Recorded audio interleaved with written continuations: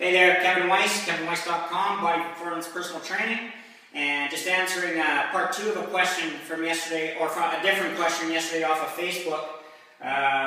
If you didn't watch the first video, I'm wearing jeans because it was to illustrate a point in the deadlift, but the question was about bent over rows with a reverse grip, which I'm assuming the person is asking about what a lot of people would refer to as a Yates row, named after Dorian Yates.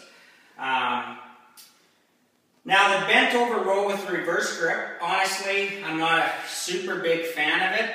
The reason being a lot of people use that position to use a lot more weight than they probably should. So I'm going to show you the way that I would do it to use not maximum efficiency, because you could probably use a lot more weight if you change your body angles and stuff, but I'm going to show you the way I would do it to get the most out of it if you're trying to. So, to set up the Yates row, you bend over basically in the same way that you're going to do a deadlift. So, and you're grabbing with an underhand grip like you're going to do a bicep curl.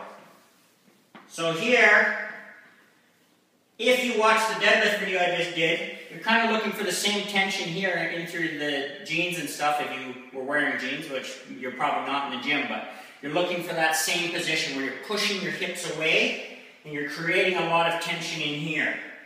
And you can lock your back into this position, head neutral and straight.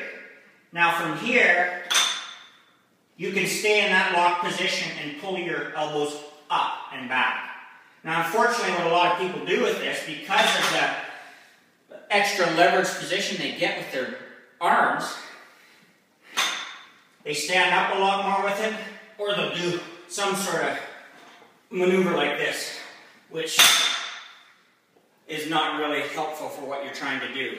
What I like to do is I set that position, lock it, and then pull with my elbows with no back movement whatsoever.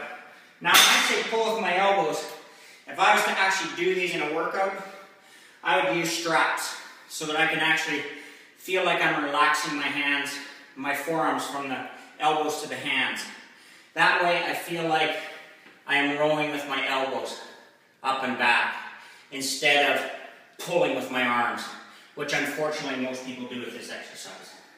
So I personally think there's better options to this. Dorian Yates did this. Pretty hard to argue with him, so if you want to do this row, I just recommend you do it with a little bit lighter weight. Focus on the muscle you're trying to work. Don't worry about making it into an ego lift.